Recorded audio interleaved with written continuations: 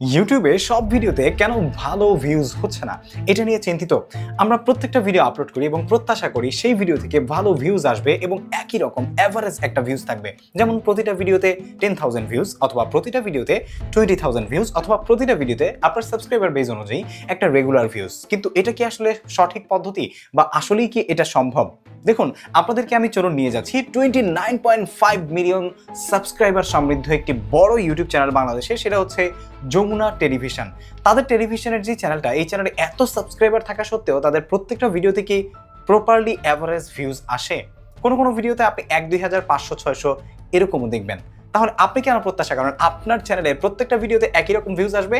এই চিন্তা বাদ দিয়ে এখন থেকে ভালো ভালো কন্টেন্ট প্রডিউস করে যান এবং রেগুলারলি পোস্ট করতে থাকুন। প্রতিটা কন্টেন্টে কেমন ভিউজ আসলো এটা চিন্তা করা বাদ দিয়ে দিন। চেষ্টা করুন প্রপারলি কোয়ালিটি কন্টেন্ট আপলোড করতে, তাহলেই দেখবেন আপনার গ্রোথ কেউ আটকে রাখতে পারবে না।